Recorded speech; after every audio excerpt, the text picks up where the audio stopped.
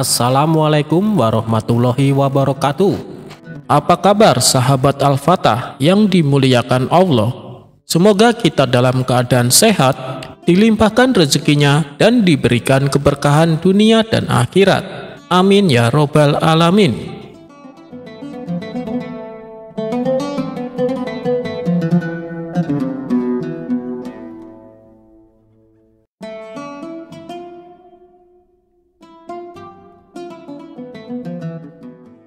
Pada suatu hari, Baginda Raja merasa penasaran dengan kecerdikan Abu Nawas.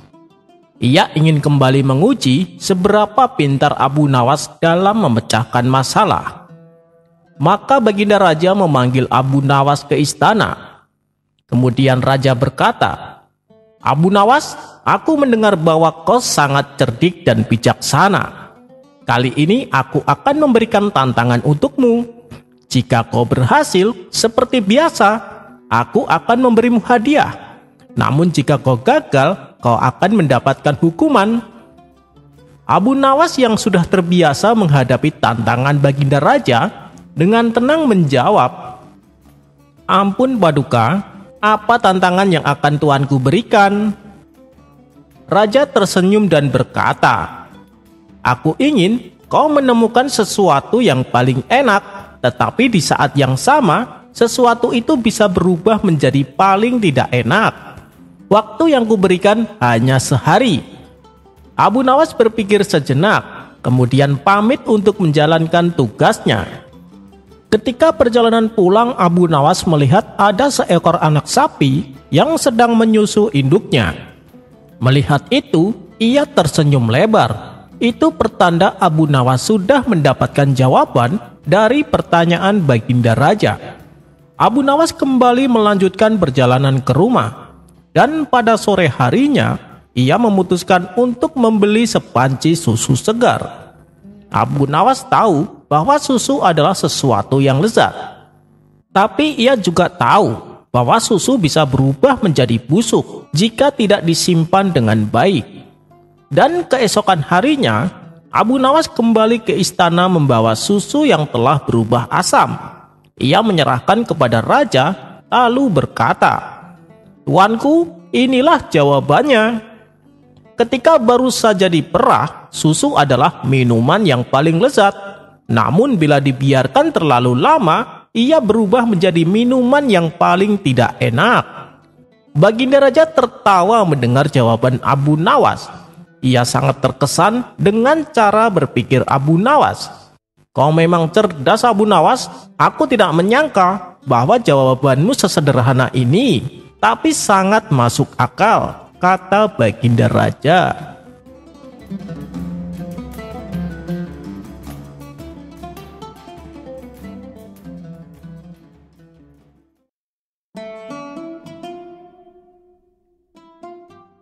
Dikisahkan ada seorang raja kafir yang terkenal dengan sifat kejamnya, sehingga banyak rakyatnya yang jadi menderita dan senantiasa dicekam ketakutan.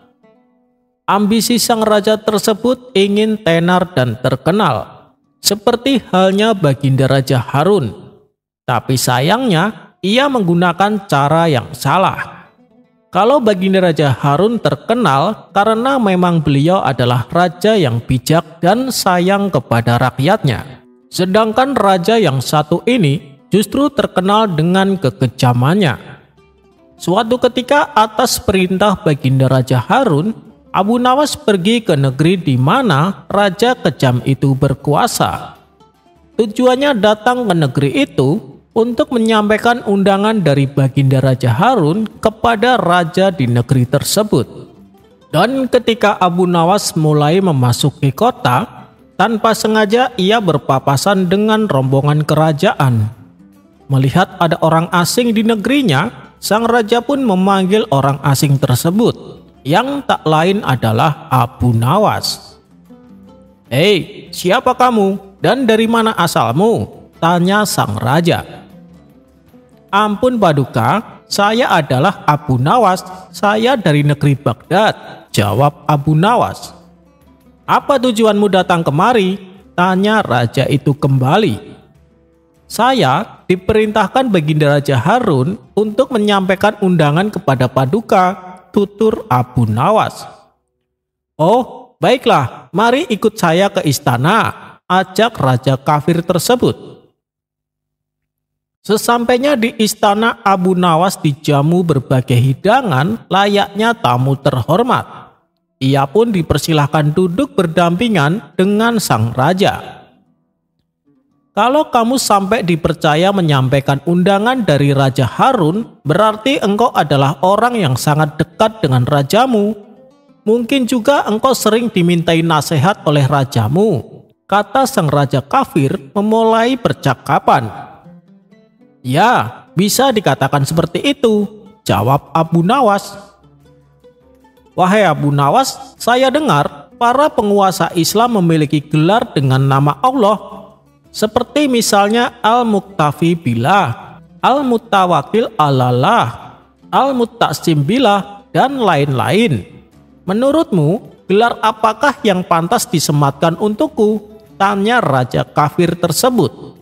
Mendapat pertanyaan seperti itu, Abu Nawas pun kaget. Tidak mungkin rasanya raja kafir seperti dia disandingkan dengan nama Allah. Apalagi dia terkenal bengis dan kejam kepada rakyatnya. Abu Nawas pun berpikir sejenak.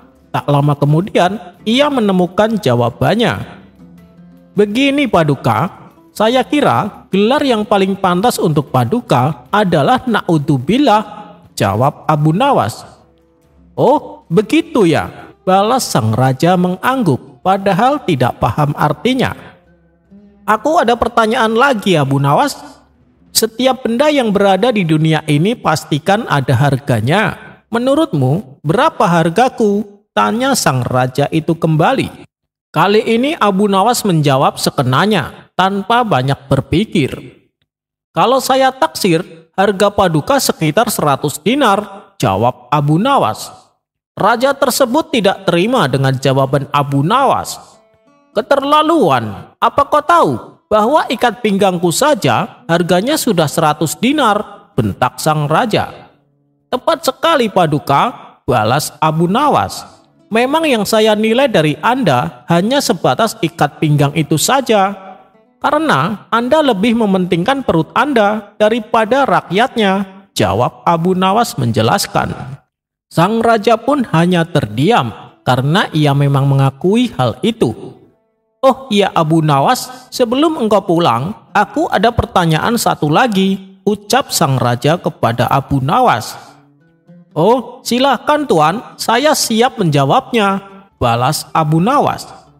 Menurut keyakinan agamamu, kalau aku mati nanti, kelak di akhirat apakah aku ditempatkan bersama orang-orang yang mulia atau yang hina? Tanya sang raja penasaran. Bukan Abu Nawas namanya kalau tak bisa menjawab pertanyaan semudah ini. Raja penakluk seperti Anda, insya Allah akan ditempatkan bersama raja-raja dan tokoh-tokoh yang telah menghiasi sejarah, ujar Abu Nawas. Tanya sang raja kafir penasaran. Tentu saja benar Tuan.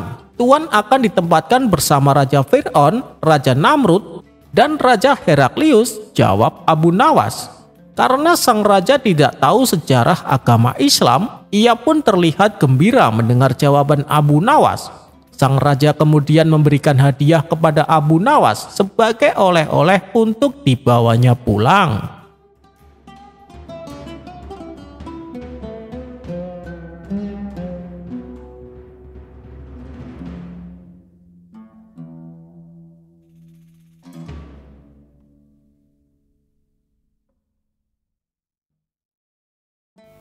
Dikisahkan, Abu Nawas mempunyai keledai yang sangat penurut. Kemanapun Abu Nawas pergi, selalu mengajak serta keledainya. Banyak orang mengagumi keledai milik Abu Nawas. Bahkan ada beberapa orang yang menawar ingin membelinya dengan harga tinggi. Namun Abu Nawas selalu menolaknya. Suatu hari, saat Abu Nawas berkeliling kampung bersama keledainya, ia dibuntuti dua orang yang diduga pencuri. Mereka tampak ingin mengincar keledainya Abu Nawas. Saat azan zuhur berkumandang, Abu Nawas pun berhenti sejenak di sebuah masjid untuk menunaikan sholat. Ia lalu mencari sebuah pohon untuk mengikatkan keledainya. Tapi Abu Nawas tidak menyadari ada dua orang yang mengikutinya. "Kau tunggulah di sini, aku akan ke masjid dahulu," ucap Abu Nawas ke keledainya. Ketika Abu Nawas pergi masuk ke masjid, dua orang pencuri itu segera mendekati keledai tersebut. "Kita kelabui saja Abu Nawas, bawalah keledai ini pulang dan aku akan berpura-pura jadi keledainya," ucap salah satu pencuri. Kemudian pencuri yang lain membawa pergi keledai milik Abu Nawas. Sementara itu seorang pencuri berpura-pura menjadi keledai. Dia mengikatkan tali keledai tersebut ke lehernya sendiri. Tujuannya agar Abu Nawas percaya bahwa keledainya telah berubah menjadi manusia. Usai menunaikan sholat, Abu Nawas kembali mendatangi keledainya. Alangkah terkejutnya dia saat mendapati keledainya berubah menjadi manusia. "Apakah kau keledaiku?" tanya Abu Nawas heran. "Iya, aku adalah keledaimu. Selama ini aku dikutuk menjadi seekor keledai, tapi berkat kebaikanmu aku kembali menjadi manusia," jawab si pencuri berpura-pura. Abu Nawas tidak mau percaya begitu saja, sebab dilihat banyak kejanggalan. Mana mungkin keledai bisa jadi manusia? Dia pasti mau mengelabui aku, pikirnya dalam hati. Tapi Abu Nawas tidak mau kalah. Dia mendapat ide untuk membuat si pencuri kapok. "Baiklah, sekarang antarkan aku ke rumah Tuan Hakim. Aku ada janji bertemu dengannya," perintah Abu Nawas. Abu Nawas lalu naik ke atas punggung si pencuri dan menyuruhnya berjalan dengan merangkak seperti keledai. Pencuri itu menyesal kenapa menyamar sebagai keledai. Harusnya tadi kabur saja dengan temannya. Kini dia pun terikat seperti seekor keledai. Bahkan saat Abu Nawas menungganginya, banyak orang bertanya-tanya tentangnya. "Abu Nawas, mana keledaimu yang penurut?" tanya orang-orang di setiap jalanan kota. "Dia ini keledaiku, dia telah menjadi manusia karena kebaikan hatiku," jawab Abu Nawas. Betapa malunya si pencuri karena menjadi tontonan warga di jalanan. Sementara untuk sampai ke rumah Tuan Hakim butuh waktu yang cukup lama. Hal itu membuat pencuri yang menyamar sebagai keledai menjadi kelelahan. Bahkan kaki dan tangannya memerah seperti melepuh. Akhirnya sampailah Abu Nawas di rumah Tuan Hakim dengan menaiki punggung si pencuri. Melihat hal itu, Tuan Hakim terkejut bukan main. Bahkan sampai memarahi Abu Nawas. "Hei Abu Nawas, kau kejam sekali. Kau kesini menunggangi manusia," ujar Tuan Hakim. Abu Nawas lalu mendekati Tuan Hakim dan menceritakan semuanya, termasuk tentang keledainya yang berubah menjadi manusia. "Tuan Hakim, dia itu seorang pencuri yang mencoba mengelabui hamba. Makanya hamba ingin memberi dia pelajaran," bisik Abu Nawas kepada Tuan Hakim. "Oh, jadi begitu ceritanya. Sebaiknya kita ke dalam dulu Abu Nawas," ajak Tuan Hakim. Abu Nawas lalu mengikat si pencuri ke salah satu pohon layaknya seekor keledai. Sementara itu, teman si pencuri ternyata mengikuti Abu Nawas. Dia hendak menyelamatkan temannya yang pura-pura menjadi keledai. Abu Nawas pun masuk ke rumah Tuan Hakim. Mereka berpura-pura diskusi, padahal sedang mengintai si pencuri yang terikat. Benar saja, tiba-tiba muncullah salah satu temannya untuk menolong. Ia berusaha menyelamatkan dengan melepaskan tali yang mengikat pada leher kawannya itu. Namun karena kaki temannya luka parah, dia kesulitan membawa temannya tersebut. Akhirnya Tuan Hakim dan Abu Nawas langsung memergoki mereka. "Siapa sebenarnya kalian?" tanya Tuan Hakim. "Maafkan kami Tuan Hakim, kami adalah pencuri. Niatnya kami ingin mengelabui Abu Nawas, tapi malah kami yang kena batunya," jawab kedua pencuri tersebut.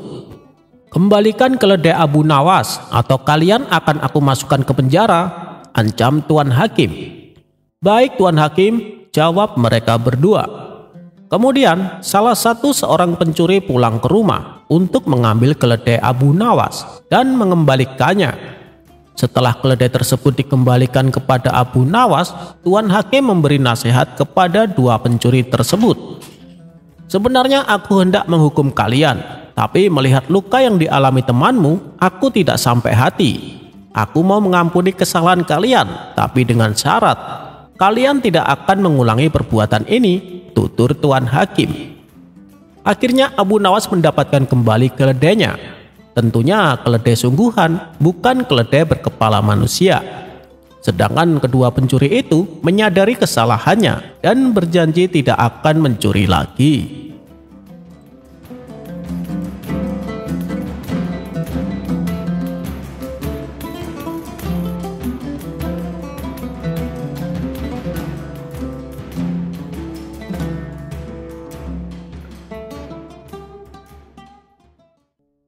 Dikisahkan, Baginda Raja sedang mengalami kebingungan. Pasalnya ia belum juga menemukan sosok orang yang tepat untuk menjadi hakim istana. Meskipun sudah diadakan sayembara, tapi tak ada satupun peserta yang memenuhi persyaratan. Kenapa tidak Abu Nawas saja, Paduka? Saran penasehat istana. Dia tidak akan mau. Kalaupun diancam akan dihukum, pasti dia memilih untuk dihukum daripada menjadi hakim, jawab Baginda Raja. Kalau begitu, tugaskan saja Abu Nawas untuk mencari calon hakim istana, ujar sang penasehat. Benar juga katamu. Baiklah, cepat panggil Abu Nawas kemari, perintah Baginda Raja. Maka berangkatlah beberapa utusan istana menemui Abu Nawas di rumahnya. Tuan Abu, Anda diperintah Paduka untuk menghadapnya sekarang, kata mereka. Awalnya Abu Nawas mengira dirinya dipanggil untuk menjadi hakim.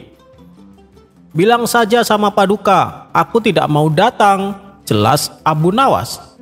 Tenang Tuan Abu, tujuan Baginda Raja menyuruh Tuan Abu menghadap hanya untuk meminta saran, tutur mereka.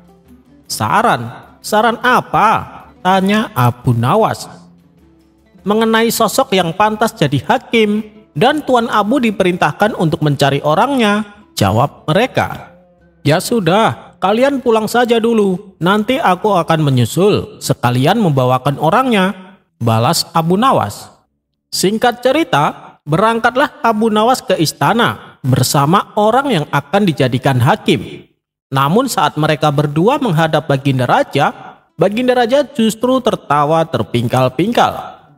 Ternyata yang membuat tertawa, orang yang dibawa Abu Nawas tubuhnya kecil dan kerdil. Kamu lucu Abu Nawas, masa orang kerdil seperti dia malah dicalonkan jadi hakim? Kata Baginda Raja terus tertawa. Dia mungkin terlihat kecil Paduka, tetapi ingatlah, yang terbaik seringkali hadir dalam kemasan kecil, timpal Abu Nawas. Tawa Baginda Raja kembali pecah dan lebih kencang dari sebelumnya. Baiklah Abu Nawas, saya akan bertanya kepada kawanmu itu. Apakah kamu kurang dihormati karena postur tubuhmu, sehingga kau ingin menjadi hakim supaya orang-orang mau menghormatimu? Tanya Baginda Raja. Sebenarnya tidak Paduka, saya pikir itu justru sangat menguntungkan, karena saya bisa lebih dekat dengan rakyat tanpa harus menundukkan kepala, jawab kawan Abu Nawas tersebut. Untuk ketiga kalinya Baginda Raja dibuatnya tertawa. Karena kau ingin jadi hakim, saya akan mengujimu dengan dua pertanyaan. Pertanyaan pertama, mana yang lebih kau pilih, berbuat adil atau diberi uang? Tanya Baginda Raja. Saya memilih diberi uang Paduka, jawab kawan Abu Nawas. Sontak Baginda Raja kaget mendengarnya. Kamu ini aneh, dari sekian banyak peserta yang ikut sayembara, rata-rata mereka menjawab pilih berbuat adil. Kenapa kau malah pilih sebaliknya? Berarti kau rela berbuat tidak adil, asalkan bisa mendapat uang, tanya Baginda Raja. Maksudnya bukan begitu Paduka, sifat jujur dan adil sudah melekat pada diri saya. Kenapa saya harus memilihnya? Sedangkan saya adalah orang miskin, tentu saja saya pilih uang. Bukankah seseorang memilih sesuatu yang mereka tidak punya? Jelas kawan Abu Nawas. Mendengar penjelasan tersebut, Baginda Raja manggut-manggut sebagai tanda setuju. Oh, begitu. Baik, sekarang pertanyaan kedua. Bila kamu menghadapi suatu kasus di mana ada seorang maling tapi menuduh korban sebagai malingnya, sedangkan kamu tidak tahu mana malingnya dan mana korbannya, bagaimana caramu untuk mengungkap kebenaran dalam kasus yang rumit ini? Tanya Baginda Raja. Itu sih mudah saja Paduka. Suruh mereka berdua memasuki rumah kosong. Setelah mereka berdua masuk ke dalamnya, kita teriakin pencuri, pencuri. Nah, salah satu dari mereka pasti akan berlari keluar. Dan sudah dipastikan dialah pencurinya yang asli. Karena seorang pencuri pasti punya insting untuk segera berlari keluar manakala mendengar teriakan tersebut. Terang kawan Abu Nawas. Baginda Raja pun tersenyum puas dengan jawaban kawan Abu Nawas itu. Dan kemudian Baginda Raja mengangkatnya sebagai hakim istana yang baru. Ternyata pilihanmu tidak salah Abu Nawas, puji Baginda Raja kepada Abu Nawas. Baginda Raja yang awalnya meremehkan postur badannya, akhirnya menyadari bahwa kebijaksanaan tidak terbatas pada ukuran tubuh.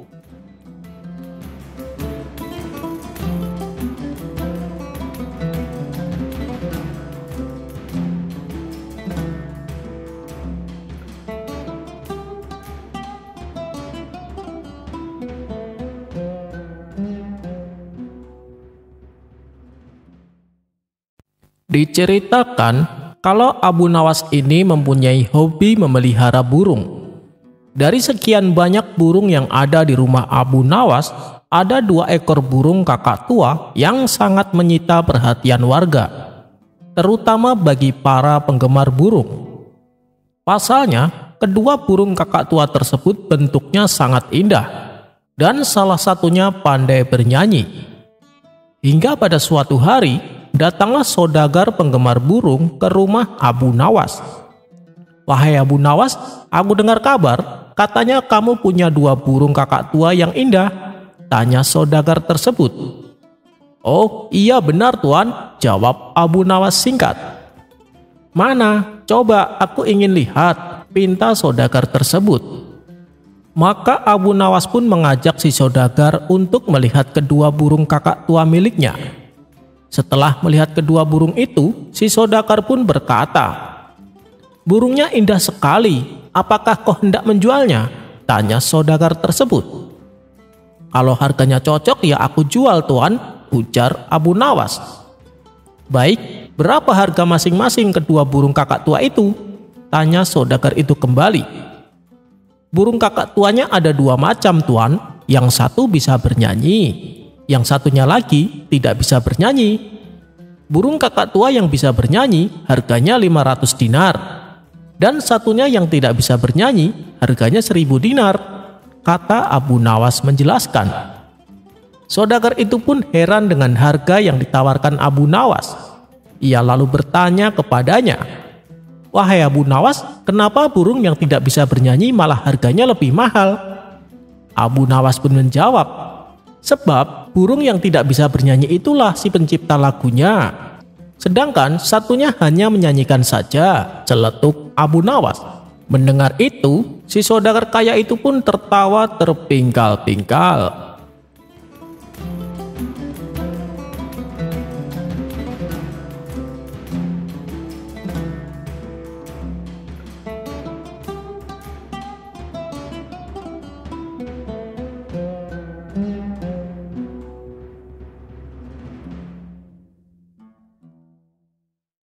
Pada suatu ketika Abu Nawas berkata di hadapan Baginda Raja. Ia mengaku bahwa dia adalah seorang pelawak yang bisa merubah air putih menjadi madu. Mendengar hal itu Baginda Raja tentu saja tak percaya begitu saja. "Apa kau serius Abu Nawas?" tanya Baginda Raja. "Kalau Paduka ingin bukti, saya bisa melakukannya sekarang," balas Abu Nawas. Baginda Raja yang merasa penasaran segera mengambil secangkir air putih dan menyerahkannya kepada Abu Nawas. Kemudian oleh Abu Nawas air di dalam cangkir tersebut dibacakan beberapa mantra. Setelah selesai dengan ritualnya, Abu Nawas menyerahkan kembali cangkir itu kepada Baginda Raja.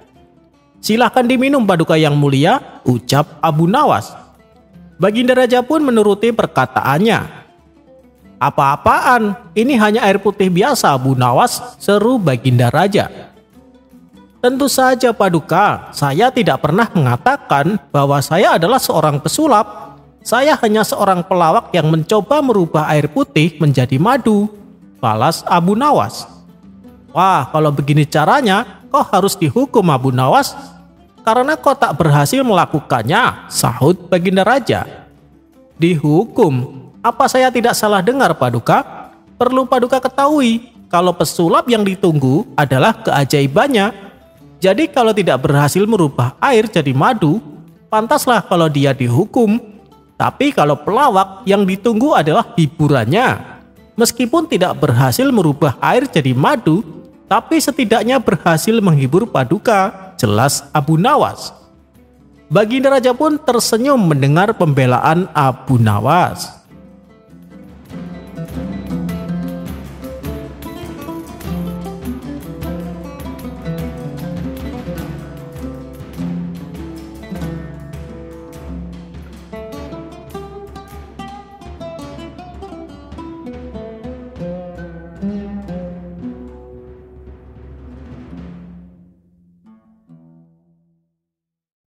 Alkisah Abu Nawas punya tetangga yang terkenal sangat pelit dan bakhil. Dia bernama Abu Jahil. Saking pelitnya tak pernah sekalipun berbagi makanan kepada kawan-kawannya. Pernah pada suatu hari, tanpa sengaja Abu Nawas memakan kue milik Abu Jahil. Melihat itu Abu Jahil mendadak emosi. Ia pun tak henti-hentinya memarahi Abu Nawas. Akibat sifatnya ini membuat dirinya dijauhi oleh kawan-kawannya. Dan yang membuat mereka gusar, setiap kali ada acara makan-makan di rumah orang lain, Abu Jahil tak pernah melewatkannya. Ia selalu datang ke acara tersebut meskipun dicemooh kawan-kawannya. Baginya yang penting bisa makan gratis sepuas-puasnya. Hingga pada suatu hari Abu Jahil jatuh sakit. Abu Nawas selaku tetangga yang baik datang untuk menjenguknya. Setibanya di sana, tak berselang lama datang seorang tabib untuk mengobati. Kala itu kondisi Abu Jahil terlihat sangat memprihatinkan. Tubuhnya demam tinggi dan tensi darahnya sangat rendah. Setelah Abu Jahil diperiksa, sang tabib berkata kepadanya, "Tuan, demam Anda tinggi sekali, sementara tekanan darahmu rendah. Demam Anda akan sembuh jika tekanan darah Anda naik," jelas sang tabib. Mendengar penjelasan tersebut tanpa sengaja Abu Nawas berceletuk. "Wahai Tuan Tabib, aku tahu bagaimana caranya supaya membuat tekanan darah temanku yang pikir ini bisa naik dengan cepat." Sang tabib bertanya, "Oh ya, bagaimana itu?" Dengan entengnya Abu Nawas menjawab, "Itu mudah sekali. Makanlah semua makanan di rumah ini, tepat di hadapannya. Aku yakin darahnya akan naik dengan cepat, dan demamnya pun akan hilang." Spontan tabib tertawa terbahak-bahak mendengarnya. Abu Jahil yang sedang sakit hanya diam dan memalingkan wajahnya dari Abu Nawas dan sang tabib. Abu Nawas kembali berkata, "Tapi aku punya cara lain supaya tekanan darahnya naik." Sang tabib kembali membalas, "Apalagi? Tapi jangan yang membuat rugi Abu Jahil." "Oh, tentu saja tidak. Abu Jahil tak perlu mengeluarkan uang sepeser pun. Bahkan tak perlu memberikan makanan kepada orang lain," jawab Abu Nawas. Mendengar hal itu, Abu Jahil yang tadinya memalingkan wajah merasa penasaran dan kembali menghadap Abu Nawas. Sementara sang tabib kembali bertanya, "Bagaimana caranya Abu Nawas?" Abu Nawas menjawab, "Gampang, ludahi saja mukanya. tekanan darahnya pasti akan naik karena emosi. Untuk kedua kalinya sang tabib kembali dibuatnya terpingkal-pingkal. Adapun Abu Jahil yang tadinya serius ingin tahu, kembali memalingkan wajahnya dan tak mau lagi menatap Abu Nawas.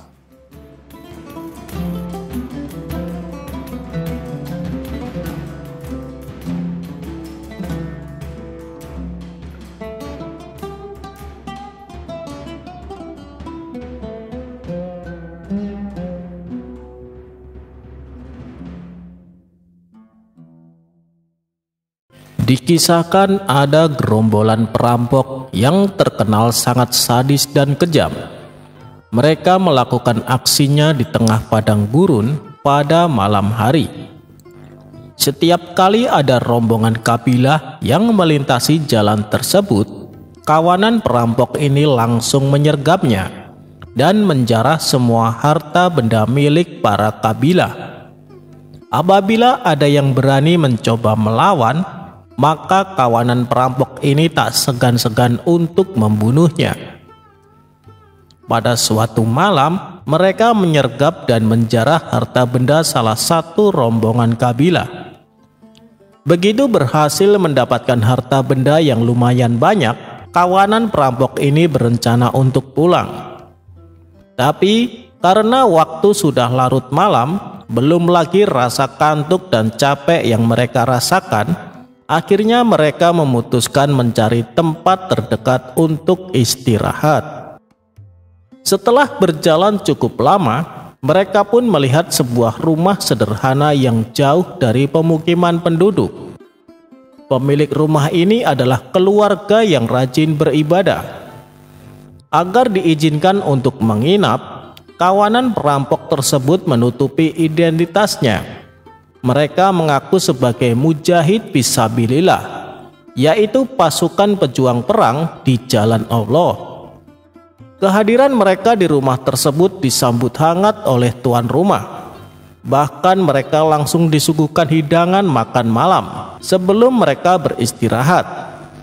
Saat kawanan perampok ini selesai makan malam, mereka melihat ada bocah kecil terbaring di tempat tidurnya. "Apakah dia anakmu?" tanya salah satu dari mereka. "Benar tuan, dia anak saya. Dia menderita kelumpuhan pada kakinya.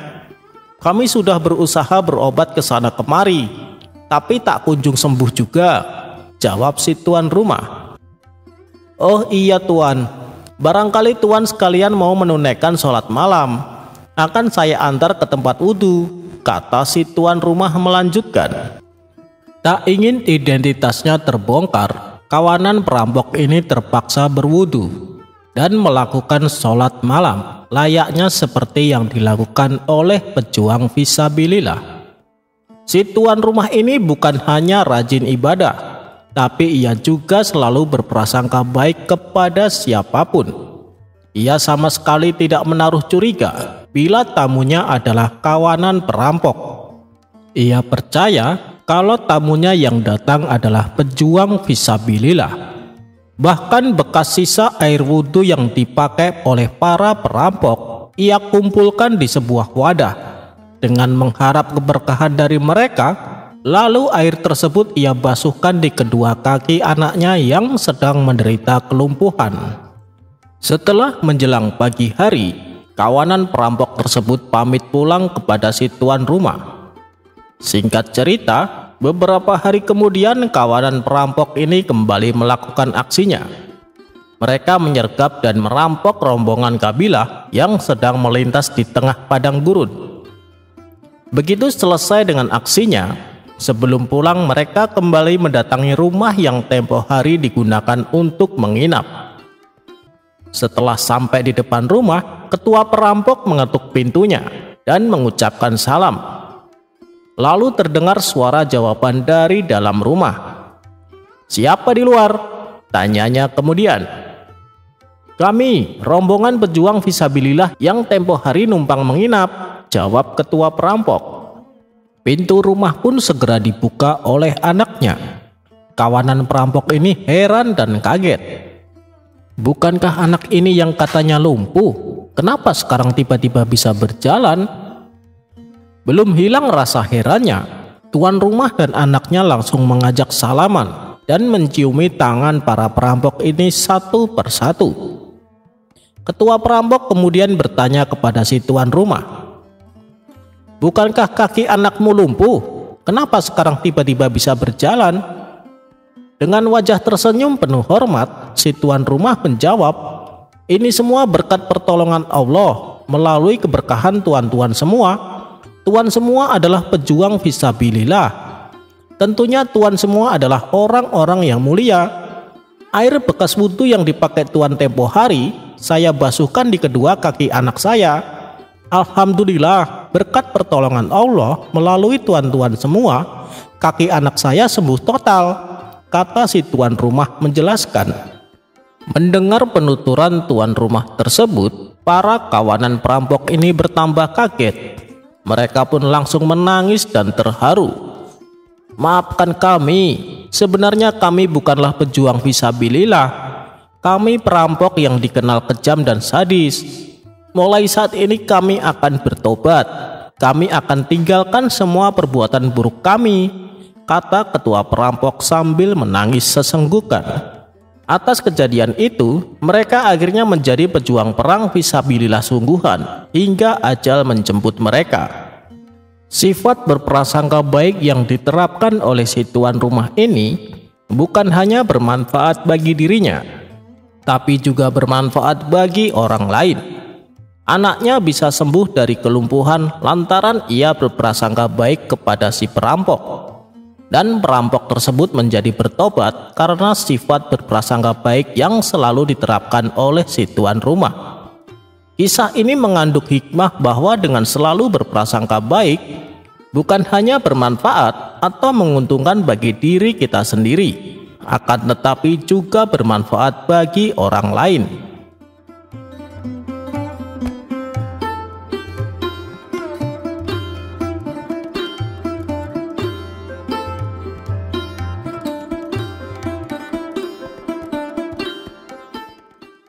Mencari kambing besar bertanduk lebar.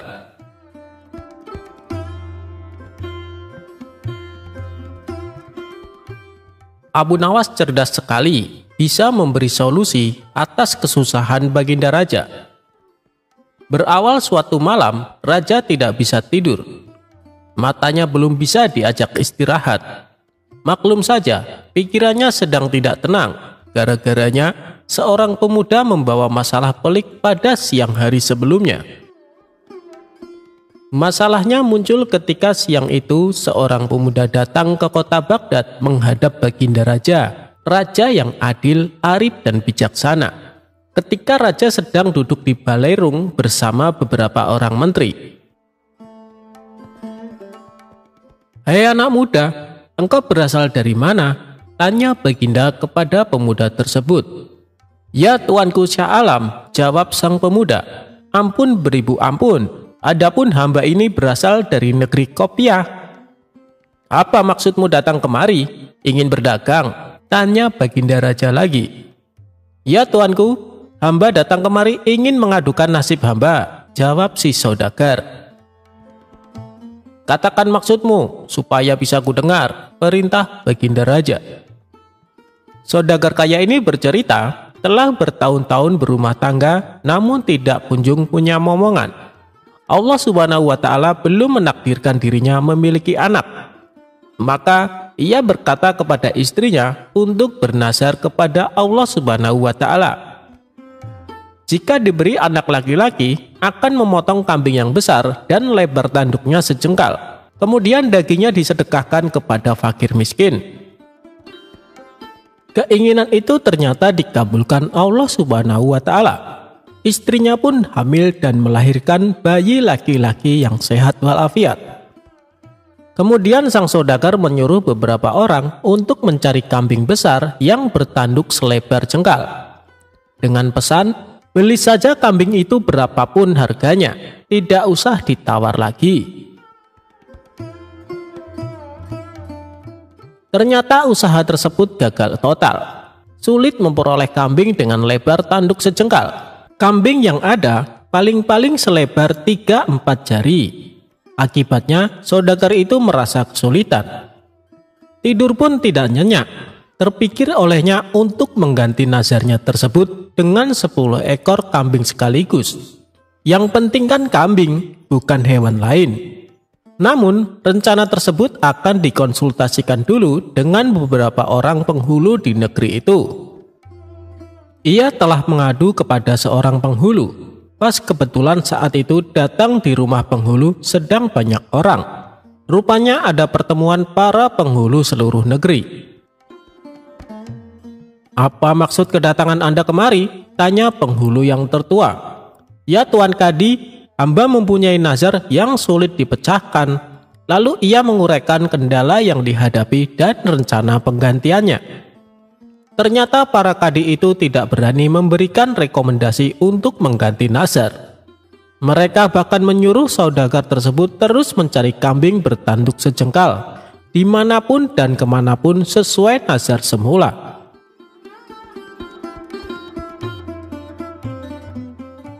"Kami semua tidak berani menyuruh menggantinya dengan yang lain-lain," ujar mereka. Kenyataan itu makin menambah berat beban saudagar tersebut. Ia pun mohon diri pulang ke rumah. Nah, itu sebabnya dia memutuskan menghadap Baginda Raja. "Hamba mohon petuah dan nasihat Baginda Raja, agar hamba dapat mengerjakan nazar hamba itu dengan sempurna," tutur saudagar itu kepada Baginda dengan nada mengiba. "Baiklah, datanglah besok pagi. Insya Allah aku dapat memberi jalan keluar," janji Baginda Raja. Saudagar itu pun mohon pamit dengan meninggalkan beban bagi Baginda Raja. Dia bingung memikirkan nazar saudagar tersebut. Sepanjang siang dan malam ia tidak dapat memicingkan matanya.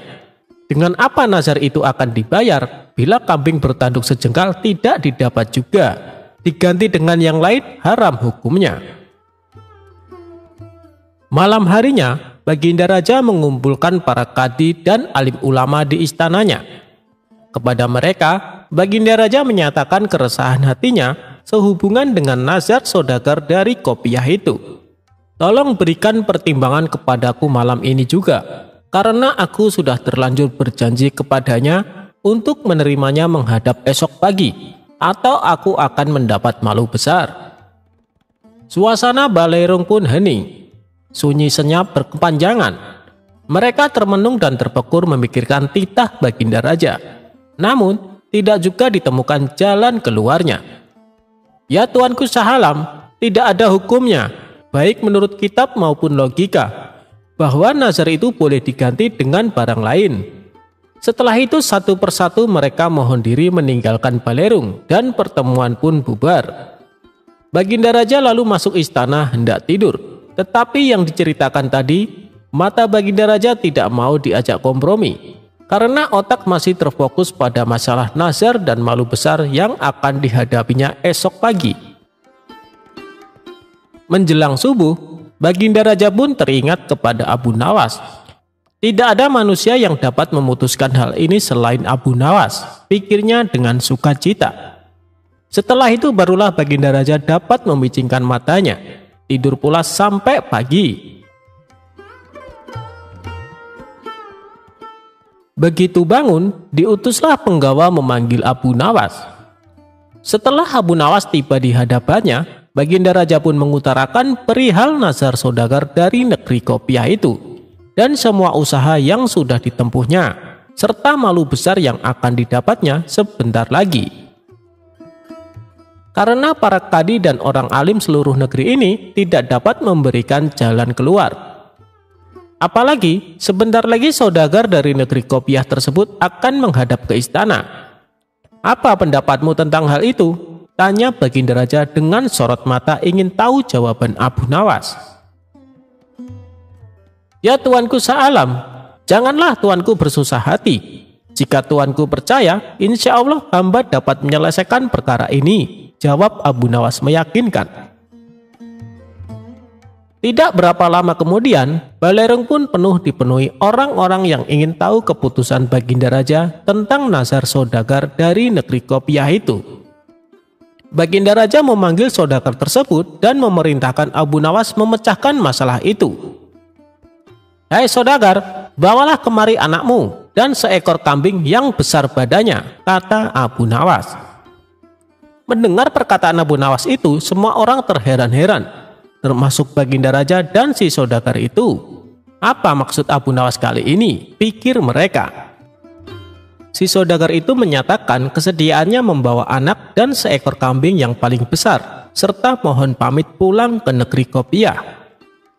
Baginda Raja masuk ke istana, melanjutkan tidurnya, dan pertemuan pagi itu pun bubar. Sesuai janjinya, saudagar itu pun datang kembali ke Baghdad beberapa hari kemudian. Ia membawa istri, anak, dan seekor kambing, langsung menghadap Baginda Raja di istana. "Datang juga engkau kemari, hai saudagar. Tunggulah sebentar, aku akan kumpulkan penghulu dan rakyat." Kemudian Baginda Raja memerintahkan memanggil Abu Nawas. Sementara Abu Nawas ketika mengetahui dijemput ke istana, ia pura-pura sakit. Baginda Raja yang diberitahu hal itu memaksa agar Abu Nawas dibawa dengan kereta kerajaan. Maka berangkatlah Abu Nawas ke istana dengan mengendarai kereta kencana yang ditarik 2 ekor kuda. "Mengapa kau terlambat datang kemari?" tanya Baginda Raja. "Ya tuanku, hamba terlambat datang karena hamba sakit kaki," jawab Abu Nawas. "Hai Abu Nawas, saat ini telah datang kemari saudagar itu bersama istri, anak, dan seekor kambing yang besar badannya. Coba selesaikan masalah ini dengan baik." "Baiklah, akan hamba selesaikan masalah ini." Bukan main senang hati Baginda Raja mendengar jawaban itu. Abu Nawas menarik kambing dan anak saudagar itu. Jari tangan kiri anak tersebut dijengkalkan ke tanduk kambing dan ternyata sama panjangnya. Baginda Raja dan seluruh yang hadir di balerung heran memikirkan ulah Abu Nawas. "Ya tuanku, hamba mohon ampun, jika hamba tidak salah ingat, saudagar itu mengatakan bahwa lebar tanduk kambing itu sejengkal. Karena yang dinazarkan anak ini, jari anak inilah yang hamba jengkalkan ke tanduk kambing itu, dan ternyata pas benar. Jadi kambing ini boleh disembelih untuk membayar nazar. Itulah pendapat hamba. Jika salah, hamba serahkan keputusannya kepada Baginda Raja dan semua orang yang hadir di sini." "Pendapat Abu Nawas aku kira benar," kata Baginda Raja dengan sangat meyakinkan. Bukan main senang hati saudagar itu karena dapat membayar lunas nazarnya, maka diberikanlah hadiah kepada Abu Nawas berupa uang 100 dirham. Kemudian ia mohon pamit kepada Baginda Raja dan pulang ke negerinya.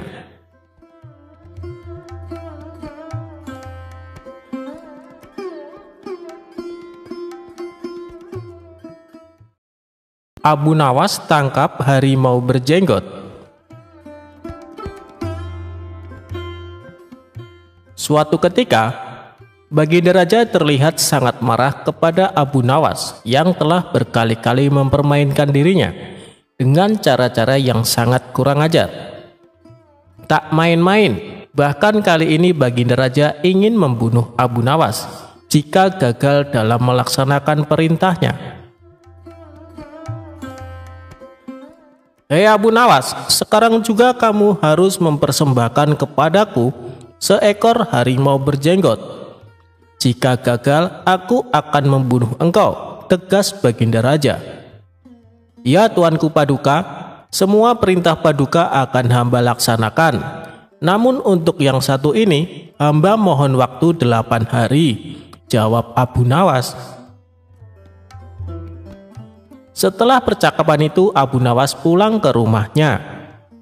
Sepertinya ia sudah menangkap gelagat bahwa kali ini Baginda Raja memang sangat marah kepadanya. Baginda Raja rupanya sedang mencari akal agar dapat mencelakakan Abu Nawas. "Jadi aku juga harus berhati-hati," pikir Abu Nawas dalam perjalanan. Setibanya di rumah, Abu Nawas memanggil 4 orang tukang kayu dan disuruh untuk membuat kandang macan. Hanya dalam 3 hari kandang macan tersebut sudah jadi. Abu Nawas selalu berpesan kepada istrinya agar menjamu orang yang berjenggot apabila datang ke rumah. "Istriku, jika nanti engkau mendengar aku mengetuk pintu, suruh dia masuk ke dalam kandang itu," kata Abu Nawas sambil menunjuk kandang macan itu. "Baik suamiku," jawab istrinya. Ia kemudian bergegas pergi menuju musola dan membawa sajadah. "Hei Abu Nawas, tumben sholat di sini?" tanya imam dan penghulu musola itu. "Sebenarnya saya mau menceritakan hal ini kepada orang lain, tapi kalau tidak kepada tuan penghulu, kepada siapa lagi saya mengadu?" jawab Abu Nawas. "Tadi malam saya ribut dengan istri saya, itu sebabnya saya tidak mau pulang ke rumah." Abu Nawas melanjutkan ceritanya. Pucuk dicinta, ulam pun tiba. Kubiarkan Abu Nawas tidur di sini, dan aku pergi ke rumah Abu Nawas menemui istrinya. Sudah lama aku menaruh hati kepada perempuan cantik itu, pikir penghulu itu yang duduk di depan Abu Nawas. "Abu Nawas, bolehkah aku menyelesaikan perselisihan dengan istrimu itu?" tanya sang penghulu. "Silahkan, hamba sangat berterima kasih atas kebaikan hati tuan," jawab Abu Nawas. Tak menunggu waktu lama, penghulu itu pergi ke rumah Abu Nawas dengan hati berbunga-bunga dan dengan wajah berseri-seri. Setelah sampai, ia mengetuk pintu rumah Abu Nawas. Begitu pintu terbuka, ia langsung menghampiri istri Abu Nawas dan diajak untuk bersanding. "Hei Adinda, apa gunanya punya suami jahat dan melarat? Lagi pula Abu Nawas tak karuan. Lebih baik kamu jadi istriku. Kamu dapat hidup senang dan tidak kekurangan sesuatu apapun," kata penghulu itu. "Baiklah jika keinginan tuan demikian," jawab istri Abu Nawas. Tak berapa lama kemudian, terdengar pintu rumah Abu Nawas diketuk oleh seseorang. Ketukan itu membuat penghulu kaget dan kebingungan kemana ia harus bersembunyi.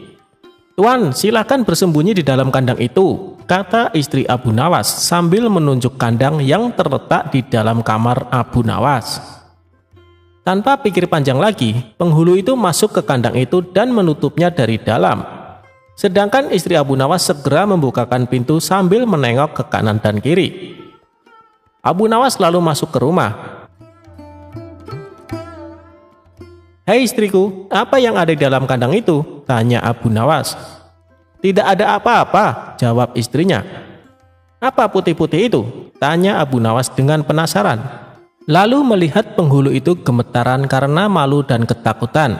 Setelah 8 hari, Abu Nawas memanggil 8 kuli untuk memikul kandang itu ke istana. Para warga ternyata sudah geger ingin melihat harimau berjenggot, karena seumur hidupnya mereka tidak pernah melihat harimau berjenggot. Jangankan melihat, mendengar harimau berjenggot pun belum pernah. Mereka terheran-heran akan kehebatan Abu Nawas yang telah memiliki seekor harimau berjenggot. Tetapi begitu melihat penghulu di dalam kandang itu, mereka tidak bisa bilang apa-apa. Selain mengiringi kandang itu sampai ke istana, hingga menjadi arak-arakan panjang, si penghulu menjadi sangat malu. Tak lama kemudian, sampailah iring-iringan itu ke dalam istana.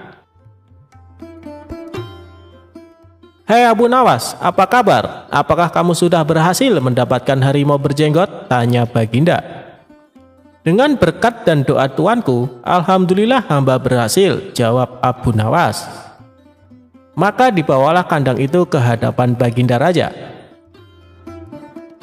Ketika Baginda hendak melihat harimau tersebut, si penghulu memalingkan mukanya ke arah lain dengan muka merah padam karena perasaan malu bercampur takut. Tiba-tiba Baginda Raja menggeleng-gelengkan kepala dengan takjub. Sebab menurut penglihatan Baginda, yang ada di dalam kandang itu adalah penghulu musola. Abu Nawas buru-buru menimpali. "Ya tuanku, itulah harimau berjenggot." Tapi Baginda tidak cepat tanggap. Ia termenung sesaat karena penghulu dikatakan harimau berjenggot. Tiba-tiba Baginda bergoyang ke kiri dan ke kanan seperti orang berdoa. Penghulu, penghulu," kata Baginda. "Ya tuanku Paduka, "Perlukah memberitahukan kenapa hamba dapat menangkap harimau berjenggot ini di rumah hamba sendiri?" kata Abu Nawas. Baginda Raja menganggukkan kepala tanda setuju. Abu Nawas pun menceritakan apa yang terjadi sebelumnya kepada Baginda Raja. Ya, aku maklum sudah," ujar Baginda Raja sambil menoleh ke kandang itu dengan mata berapi-api. Melihat hal itu, Baginda sangat murka kepada sang penghulu. Sebab ia semestinya menegakkan hukum, ia pula yang melanggarnya, ia telah berkhianat.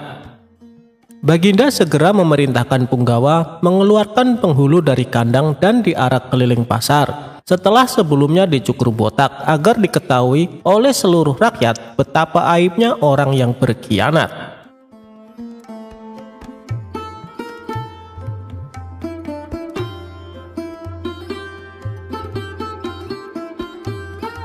Bagi Abu Nawas, tidak perlu menjadi pintar untuk mendapatkan uang.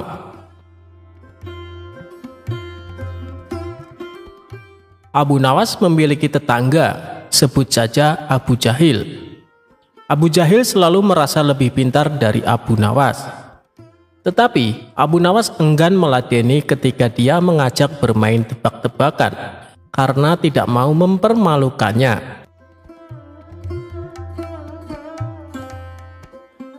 Suatu ketika, Abu Jahil tengah nongkrong di warung bersama beberapa orang. Dengan sesumbar Abu Jahil mengatakan bahwa Abu Nawas takut ketika diajak tebak-tebakan. Teman-teman Abu Jahil setengah tidak percaya, sebab mereka tahu kecerdikan Abu Nawas. Untuk membuktikan kecerdasannya, Abu Jahil mengajak teman-temannya bermain tebak-tebakan. "Jika kalian tidak bisa menjawab tebakan saya, maka kalian kasih saya 5 dinar. Jika saya tidak bisa menjawab tebakan kalian, saya kasih kalian 50 dinar, kata Abu Jahil. Namun anehnya, semua tebakan yang dilontarkan oleh temannya bisa dijawab oleh Abu Jahil.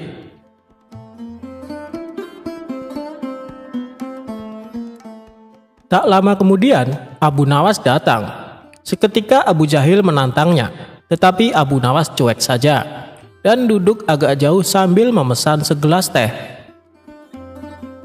"Tuh kan, Abu Nawas takut meladenin saya karena dia takut kalah. Mungkin kecerdasannya sudah berkurang," kata Abu Jahil. Mendengar ucapan Abu Jahil, Abu Nawas merasa dilecehkan. Akhirnya, Abu Nawas mendekati Abu Jahil dan menerima tantangannya. Orang-orang yang ada di warung merasa akan ada tontonan gratis, dan mereka mengerumuni keduanya. "Apa tantanganmu, wahai Abu Jahil?" kata Abu Nawas. "Kita akan adu kecerdikan dengan bermain tebak-tebakan. Kali ini kamu pasti kalah," kata Abu Jahil.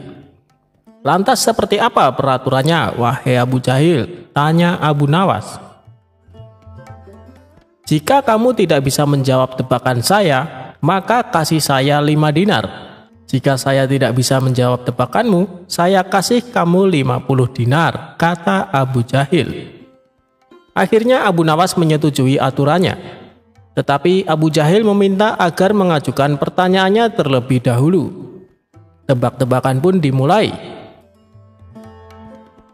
"Berapa jarak bumi dengan langit?" tanya Abu Jahil. Mendengar pertanyaan seperti itu, Abu Nawas terkejut. Lalu Abu Nawas merogoh sakunya dan memberikan uang 5 dinar ke Abu Jahil. Sekarang giliran Abu Nawas memberikan pertanyaan. "Hewan apa yang kakinya 3?" tanya Abu Nawas. Mendengar pertanyaan itu, Abu Jahil juga kaget, tetapi ia berpikir keras untuk mencari jawaban. 1 jam kemudian, dia belum bisa menemukan jawabannya. Akhirnya ia terpaksa memberikan 50 dinar ke Abu Nawas. "Memangnya hewan apaan, Abu Nawas?" tanya Abu Jahil penasaran. Mendengar pertanyaan itu, Abu Nawas memberinya 5 dinar. "Saya butuh jawaban, bukan uang," kata Abu Jahil. "Saya tidak tahu jawabannya, makanya saya kasih 5 dinar. Kan begitu aturannya," kata Abu Nawas. "Sekarang giliran saya bertanya," lanjut Abu Nawas. Hewan apa yang kakinya 3? Tanya Abu Nawas. Kan sudah ditanyakan, kenapa ditanyakan lagi? Protes Abu Jahil. Kamu kan belum bisa menjawabnya.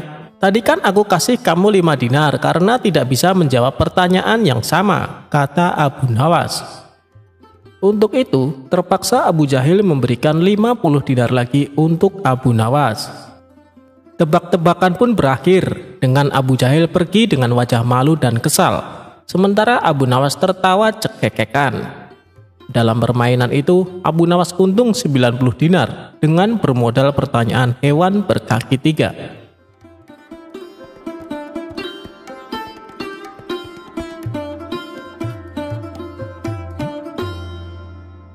Ajaran Abu Nawas, cukup berserah diri, rezeki akan mendatangimu.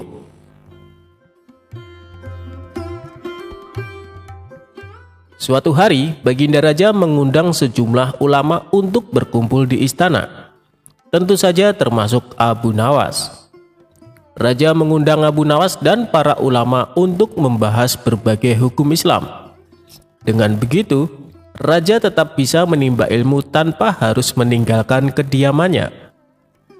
Ulama fikih menyampaikan keilmuan seputar halal haram dalam hukum agama Islam. Ulama tauhid menyampaikan keilmuannya seputar keesaan Allah Subhanahu wa Ta'ala beserta kekuasaannya yang meliputi alam semesta. Begitu juga dengan ulama lainnya. Setelah masing-masing ulama menyampaikan ilmu sesuai bidangnya, tibalah giliran Abu Nawas. Dikarenakan bingung harus menyampaikan apa, Abu Nawas pun berkata, "Ampun Paduka yang mulia, apa yang ingin Paduka dengar dari hamba? Hamba rasa para ulama ini sudah menyampaikan semuanya." "Kalau menurutmu demikian, baiklah, berarti sekarang waktunya tanya jawab," ucap Baginda Raja. "Abu Nawas, apa yang kau ketahui mengenai rezeki?" tanya Baginda Raja. "Kita semua pasti meyakini bahwa rezeki datang dari Allah Subhanahu wa Ta'ala. Sebagaimana dalam firman-Nya, tidak ada suatu binatang melata pun di bumi melainkan Allah lah yang memberi rezekinya," jelas Abu Nawas. "Rezeki itu bisa datang dari mana saja Paduka. Kita sebagai manusia cukup bertawakal dengan benar. Niscaya rezeki akan datang kepada kita. Lakukan yang menjadi bagianmu. Selanjutnya biarlah Allah yang mengurus lainnya." Ini berdasarkan hadis Nabi yang berbunyi, "Andai kalian bertawakal kepada Allah sebenar-benar tawakal, niscaya Allah akan memberikan rezeki kepada kalian sebagaimana Dia memberikan rezeki kepada burung yang pergi dalam keadaan lapar, lalu pulang dalam keadaan kenyang," papar Abu Nawas. Ternyata pandangan Abu Nawas mengenai rezeki tidak sama dengan para ulama yang hadir. "Wahai Abu Nawas, seandainya seekor burung tidak keluar dari sangkarnya, bagaimana mungkin ia akan mendapatkan rezeki?" tanya salah satu ulama. "Untuk mendapatkan rezeki dibutuhkan usaha dan kerja keras Abu Nawas. Rezeki itu tidak datang sendiri, melainkan harus dicari dan didapatkan melalui sebuah usaha," timpal ulama yang lain. Tapi Abu Nawas bersikukuh dengan pendapatnya, sehingga terjadilah sedikit perdebatan di antara mereka. Tidak ingin debat berkepanjangan, Abu Nawas lalu berkata, "Begini saja, besok kita berkumpul lagi di sini, dan buktikan pendapat kalian di hadapan Paduka Raja." Para ulama itu pun sepakat dengan tawaran Abu Nawas tersebut. Abu Nawas dan para ulama kemudian pamit kepada Baginda Raja meninggalkan istana. Setelah berpamitan kepada Baginda Raja, Abu Nawas pun segera pulang ke rumahnya, sebab ia harus mengajar murid-muridnya. Sementara para ulama tersebut sibuk mencari cara untuk membuktikan pendapat mereka. Sampai pada akhirnya saat berjalan pulang menyusuri sebuah desa, para ulama melihat penduduk setempat sedang panen buah kurma. Kemudian terbesitlah niatnya untuk membantu warga tersebut. Setelah selesai dengan pekerjaannya, para ulama ini mendapat imbalan beberapa ikat buah kurma dari warga setempat. Mereka senang bukan main. Para ulama itu senang bukan karena mendapatkan kurma, tetapi memiliki alasan untuk menyampaikan kepada Abu Nawas dan Baginda Raja bahwa pendapat mereka soal rezeki adalah benar. Kita mendapatkan buah kurma karena berusaha dan bekerja, sedangkan Abu Nawas hanya diam di rumah. Mana mungkin dia mendapatkan kurma? Ini menunjukkan bahwa rezeki bisa didapat bila mencarinya dan bekerja. Jadi pendapat kita sudah benar. Besok kita bawa ini sebagai buktinya. Kita tunjukkan kepada Abu Nawas dan Baginda Raja, kata salah satu ulama kepada kawannya. Maka pada keesokan harinya para ulama ini datang ke istana. Sesampainya di sana, ternyata sudah ada Abu Nawas duduk di hadapan Baginda Raja. Melihat para ulama sudah datang, Baginda Raja segera menyambutnya. "Kemarilah, silakan duduk tuan-tuan," sambut Baginda Raja. Mereka lalu duduk bersebelahan dengan Abu Nawas. Salah satu ulama kemudian berkata, "Ampun Paduka yang mulia, sesuai dengan janji kami membawakan bukti atas pendapat kami. Kami rasa pendapat Abu Nawas kurang tepat, justru pendapat kamilah yang lebih tepat." Mendengar hal itu, Baginda Raja pun bertanya, "Bukti apa yang kalian bawa?" Para ulama ini segera menunjukkan beberapa ikat buah kurma dan meletakkannya di hadapan Abu Nawas dan Baginda Raja. "Buah kurma ini kami dapatkan karena kemarin kami bekerja membantu warga panen kurma. Jadi mengenai pendapat Abu Nawas yang mengatakan seseorang cukup bertawakal dengan benar nanti rezeki akan datang sendiri, kami rasa pendapat tersebut kurang tepat Paduka. Pendapat kamilah yang lebih tepat, karena rezeki itu harus dicari. Seandainya kami tidak bekerja membantu warga, kurma ini tentu tidak akan sampai di tangan kami. Sedangkan Abu Nawas kemarin hanya berdiam diri di rumah. Apakah Abu Nawas mendapat kurma seperti kami? Tentu saja tidak Paduka. Karena kemarin Abu Nawas tidak bekerja," kata ulama menjelaskan. "Yang kalian katakan itu benar sekali. Aku sependapat dengan kalian," sahut Baginda Raja. Mendengar itu, Abu Nawas hanya tersenyum serta mengambil kurma dan mencicipinya. Kemudian ia berkata, "Kemarin aku memang hanya di rumah seharian, karena aku harus mengerjakan tugasku sebagai guru, yaitu mengajar murid-muridku. Hari ini saat kalian bercerita tentang kurma, tiba-tiba saja saya jadi kepingin. Alhamdulillah kalian datang bukan hanya membawa ceritanya, tapi juga buah kurmanya untukku. Bukankah ini juga bagian dari rezeki yang datang tanpa sebab, seperti yang hamba ucapkan dulu Paduka? Cukup dengan tawakal yang benar kepada Allah, niscaya Allah akan memberikan rezeki. Lakukanlah yang menjadi tugasmu, selanjutnya biarlah Allah yang mengurus lainnya. Hamba melakukan tugas sebagai guru, lalu Allah mengirim kalian membawakan kurma untukku," ucap Abu Nawas tidak mau kalah. Mendengar penjelasan Abu Nawas, para ulama pun langsung tertawa satu sama lain. "Kamu memang cerdik Abu Nawas," puji Baginda Raja.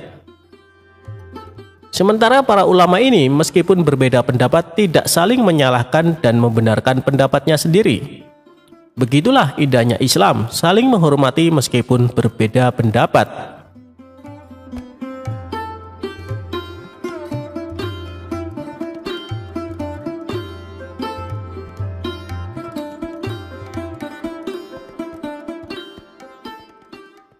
Dikisahkan, Baginda Raja masgul berat. Konon, penyebabnya sudah 7 bulan Abu Nawas tidak menghadap ke istana. Akibatnya, suasana Balerung jadi lengang, sunyi senyap. Sejak dilarang datang ke istana, Abu Nawas memang benar-benar tidak pernah muncul di istana. "Mungkin Abu Nawas marah padaku," pikir Baginda Raja. Maka diutuslah seorang punggawa ke rumah Abu Nawas. Sesampainya di rumah Abu Nawas, "Tuan Abu, Tuan disuruh ke istana menemui Baginda Raja, perintah utusan Raja." "Tolong sampaikan kepada Baginda Raja, aku sakit, hendak bersalin," jawab Abu Nawas. Lalu kepada punggawa yang datang ke rumahnya, Abu Nawas menyampaikan pesan untuk Baginda Raja. "Aku sedang menunggu dukun beranak untuk mengeluarkan bayiku ini," kata Abu Nawas sambil mengelus-elus perutnya yang buncit. Tak lama kemudian, punggawa itu menyampaikan pesannya kepada Baginda Raja. "Ajaib benar," kata Baginda Raja dalam hati setelah mendengar laporan punggawa setianya. "Baru ini aku mendengar kabar seorang lelaki bisa hamil dan sekarang hendak bersalin. Dulu mana ada lelaki melahirkan? Aneh," pikir Baginda Raja. Maka timbul keinginan Baginda Raja untuk menengok Abu Nawas. Maka berangkatlah dia diiringi sejumlah menteri dan para punggawa ke rumah Abu Nawas.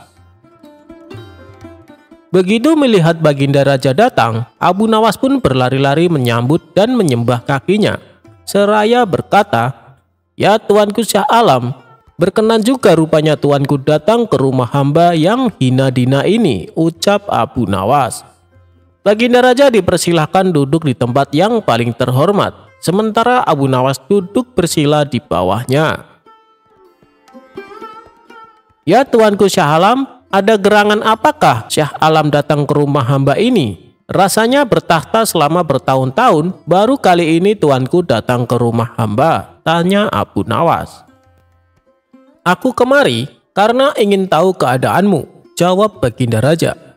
"Engkau dikabarkan sakit hendak melahirkan, dan sekarang sedang menunggu dukun beranak. Sejak zaman nenek moyangku hingga sekarang, aku belum pernah mendengar ada seorang lelaki mengandung dan melahirkan. Itu sebabnya aku datang kemari," terang sang raja. Abu Nawas tidak menjawab, ia hanya tersenyum. "Coba jelaskan perkataanmu, siapa lelaki yang hamil dan siapa dukun beranaknya?" tanya Baginda Raja lagi. Maka dengan senang hati berceritalah Abu Nawas. Konon ada seorang raja mengusir seorang pembesar istana. Tetapi setelah 5 bulan berlalu, tanpa alasan yang jelas, sang raja memanggil kembali pembesar tersebut ke istana. Ini ibarat hubungan laki-laki dan perempuan yang kemudian hamil tanpa menikah. Tentu saja itu melanggar adat dan agama, menggegerkan seluruh negeri. Lagi pula, apabila seorang raja mengeluarkan titah, tidak boleh mencabut perintahnya lagi. Jika itu dilakukan, ibarat menjilat air ludah sendiri. Itulah tanda-tanda pengecut. Oleh karena itu, harus berpikir masak-masak sebelum bertindak. Itulah tamsil seorang lelaki yang hendak bersalin. Adapun dukun beranak yang ditunggu adalah Baginda Raja kemari, tutur Abu Nawas. Dengan kedatangan Baginda kemari, berarti hamba sudah melahirkan. Yang dimaksud dengan bersalin adalah hilangnya rasa sakit atau takut hamba kepada Baginda, ucap Abu Nawas. "Ketika aku melarang kamu datang ke istana, itu tidak sungguh-sungguh, melainkan hanya bergurau. Besok datanglah engkau ke istana, aku ingin bicara denganmu," ucap Baginda Raja. "Memang di sana banyak menteri, tetapi tidak seperti kamu. Lagi pula, selama engkau tidak hadir di istana, selama itu pula hilanglah cahaya balerungku," ucap Baginda Raja lagi. "Segala titah Baginda patik junjung tinggi Tuanku," sembah Abu Nawas dengan takzim. Tetapi Baginda Raja cuma geleng-geleng kepala, dan tidak berapa lama kemudian Baginda Raja pun kembali ke istana dengan perasaan heran bercampur geli.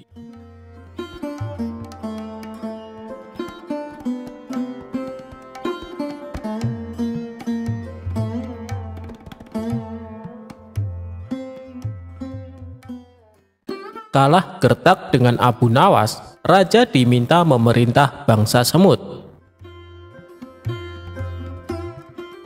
Selama ini raja memendam rasa penasaran karena Abu Nawas selalu cerdik dan lolos dari setiap jebakannya. Raja terus berpikir keras mencari cara untuk bisa mengalahkan sosok humoris dan cerdik ini.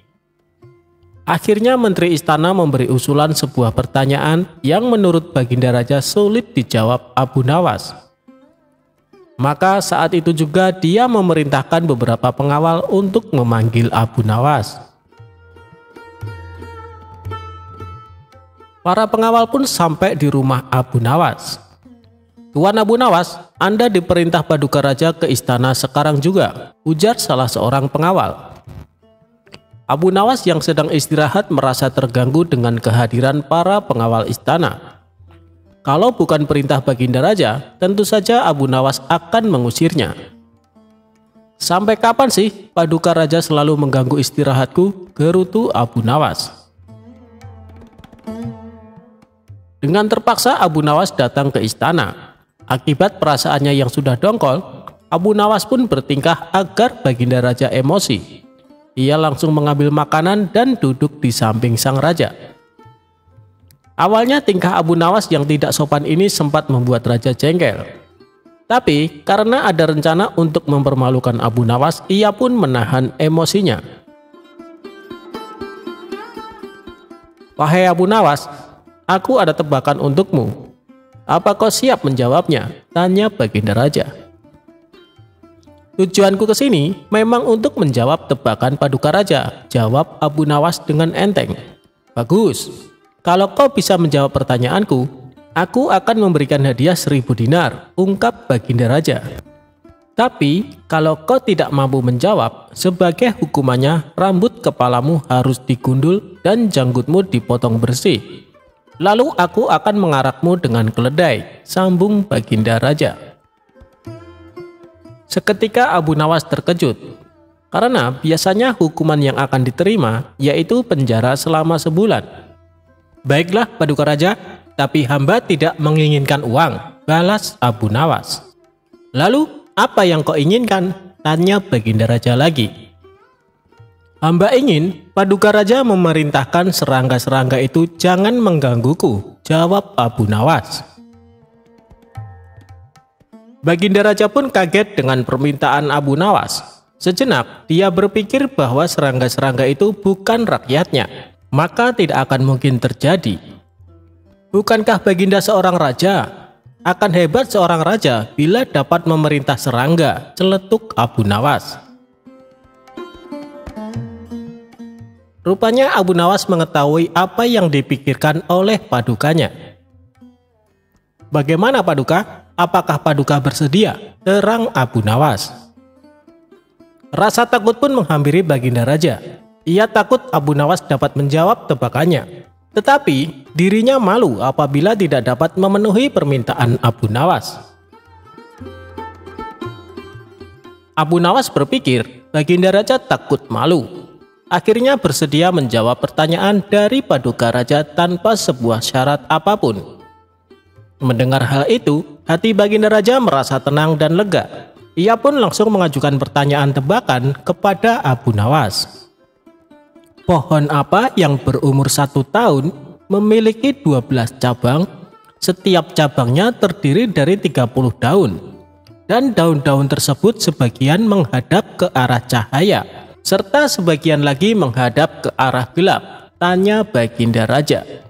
Namanya saja Abu Nawas, pertanyaan sesulit apapun pasti akan dijawabnya. Pohon itu mewakili tahun karena ada 12 bulan dalam 1 tahun dan 30 hari dalam 1 bulan, di mana 30 hari tersebut terbagi menjadi siang dan malam, jawab Abu Nawas. Baginda Raja pun terkejut saat Abu Nawas menjawab tanpa berpikir lama. Namun ia tenang karena sebelumnya syarat yang diajukan Abu Nawas sudah dicabut. "Tapi rasanya tidak adil Abu Nawas kalau aku tidak memberikan hadiah. Katakan Abu Nawas, apa yang kau inginkan?" kata Baginda Raja. "Baiklah, hamba minta 500 dinar dan selama 1 bulan Paduka Raja tidak boleh mengganggu hamba," jawab Abu Nawas.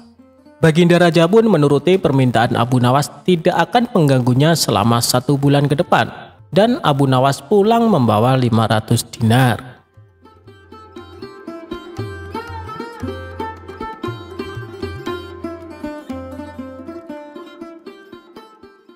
Abu Jahal pukuli para sufi supaya berubah jadi emas.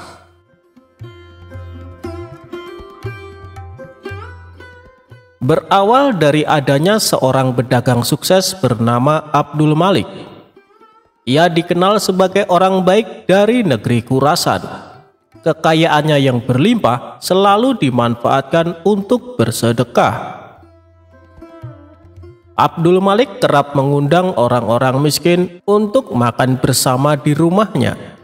Sampai ada suatu hari, dia menyedekahkan hampir semua hartanya dan merasakan kelegaan yang jauh lebih nikmat dibandingkan ketika memberi hanya sebagian kecil. Kelegaan itu membuatnya memutuskan menggunakan tiap harta miliknya untuk kesejahteraan fakir miskin. Abdul Malik membebaskan hatinya dari segala kekayaan duniawi dan berserah diri kepada takdir Allah Subhanahu wa Ta'ala. Suatu ketika saat sedang menunaikan sholat, Abdul Malik melihat sosok gaib muncul dari lantai kamarnya. Sosok itu ternyata seorang laki-laki berjubah berpenampilan layaknya seorang sufi. Laki-laki misterius tersebut menghampiri Abdul Malik dan berkata, "Wahai Abdul Malik, manusia murah hati dari Khurasan, aku adalah dirimu sendiri karena engkau telah berbuat kebajikan yang sungguh mulia. Kau mampu melepaskan diri dari kekayaan tanpa merasa menjadi orang hebat. Oleh karena itu, aku menganugerahkan kau dari sumber anugerah yang sejati. Ketahuilah, setiap hari dengan cara ini aku akan muncul di depanmu. Saat itu pukullah aku dan aku akan berubah menjadi emas. Ambillah emas itu sebanyak yang kau mau. Tak perlu khawatir kau akan menyakitiku, sebab yang kau ambil akan diganti dari sumber segala anugerah." Setelah berkata demikian, sosok itu pun lenyap seketika.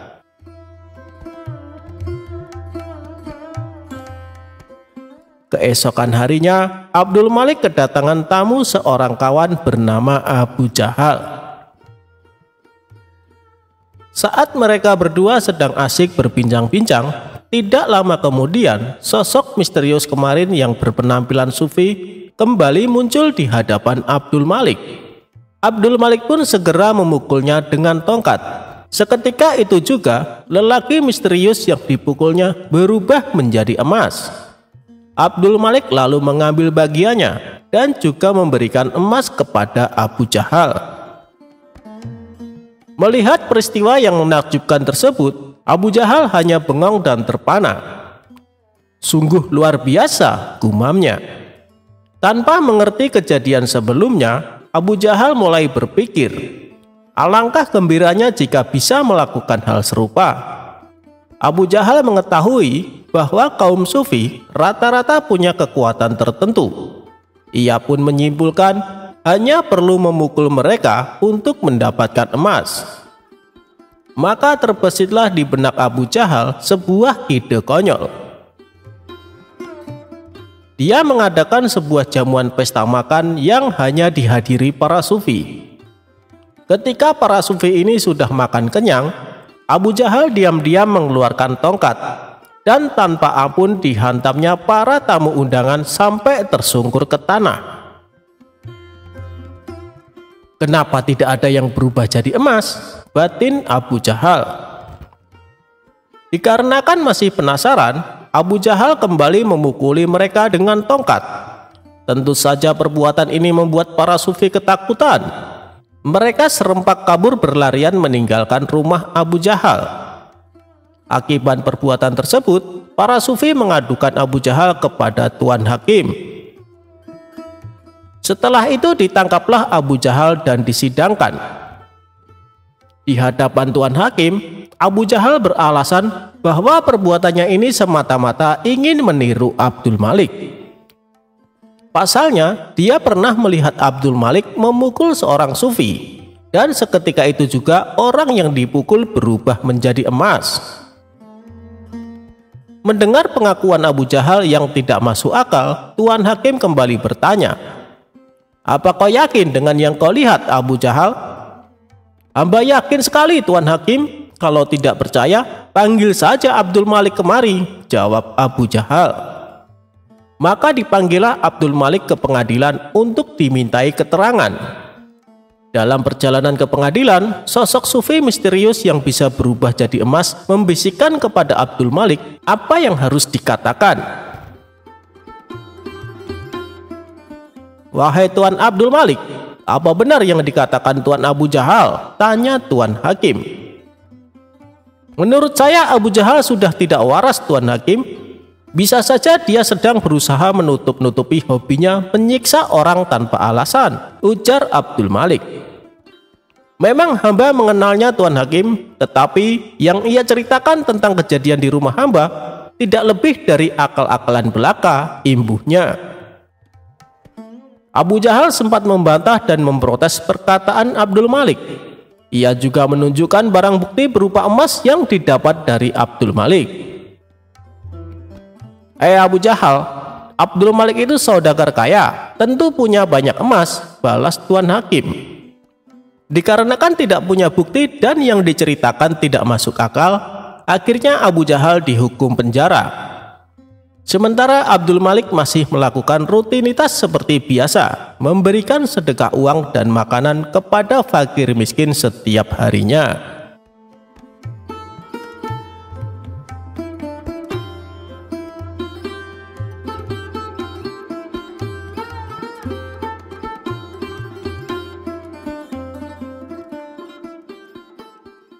Berkat satu butir kurma, santri Abu Nawas menang sayembara.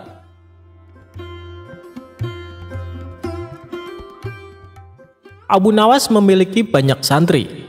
Di sela-sela kesibukan, ia selalu menyempatkan diri mengajar santri-santrinya. Setiap hari ba'da sholat asar, para santri berangkat menuju rumah Abu Nawas dengan antusias. Ada seorang santri bernama Ahmad. Ia pendiam namun pintar. Sampai satu ketika, ada seseorang santri bertanya, "Kenapa Abu Nawas begitu perhatian kepada Ahmad?" Abu Nawas menangkap ada kecemburuan di antara para santrinya, hingga suatu ketika dia mengadakan sayembara. "Sayembara apa, Tuan Guru?" ujar salah seorang santrinya. "Besok kalian membawa buah kurma. Kurma yang termanis itulah pemenangnya. Sebagai hadiah akan kuberikan sorban," ujar Abu Nawas. Mereka pun berlomba-lomba membeli kurma ke pasar. Ada juga santri yang memetik di kebun orang tuanya. Ahmad sebagai anak yatim dan miskin hanya mempunyai 3 kurma di rumahnya. Saat dia jalan, dia melihat anak kecil menangis, lalu merasa iba dan menghampirinya. "Aku ingin makan buah kurma," kata anak kecil itu. Ahmad memberi 1 butir kurma kepada anak kecil itu. Di tangannya tersisa 2 butir kurma lagi. Namun di perjalanan dirinya bertemu Abu Nawas yang menyamar sebagai seorang pengemis yang lapar.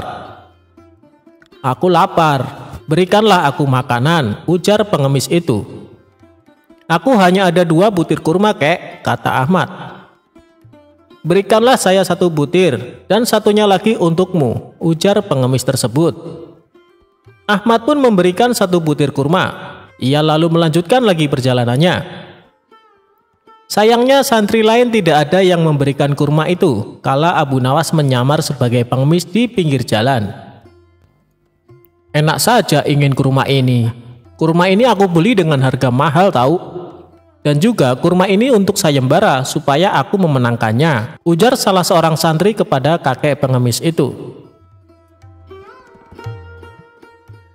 Saat di rumah, Abu Nawas dan para santrinya memperlihatkan kurma-kurma terbaik yang dibawanya. "Ini adalah kurma terbaikku, pasti rasanya manis, dan akulah pemenangnya," ujar salah seorang santri. "Oh, belum tentu, pasti kurmakulah pemenangnya," ujar salah seorang santri menimpali lagi. Tiba-tiba Ahmad datang. Ia hanya membawa 1 kurma. Dirinya pun diejek. Ketika hendak membalikan badan untuk pulang, Ahmad dicegah oleh Abu Nawas. "Hei Ahmad, kesini. Jangan pulang dulu," tutur Abu Nawas. Abu Nawas pun bertanya, "Apakah mereka sudah membawa kurmanya?" "Sudah, Guru," ujar mereka serempak. Santri-santri pun meletakkan kurma tersebut satu persatu termasuk Ahmad. Ketika pengumuman tiba, Abu Nawas mengatakan bahwa pemenangnya adalah Ahmad. Mereka pun banyak yang protes. Kurma jelek dan hanya satu butir bisa menang. Nah, Abu Nawas pun menceritakan bahwa ia menyamar menjadi pengemis ketika mereka di perjalanan. Lalu santri yang memberikan sedekah kurma hanya Ahmad saja. Memang buah milik kalian lebih bagus dan manis daripada milik Ahmad. Namun buah yang paling manis ialah kebajikan yang kita lakukan, terutama membantu orang yang kelaparan, ungkap Abu Nawas. Sekarang mereka paham kenapa Abu Nawas begitu memiliki perhatian lebih kepada Ahmad. Sebab Ahmad memiliki hati yang lapang untuk saling berbagi, meskipun dirinya sendiri sedang mengalami kesulitan.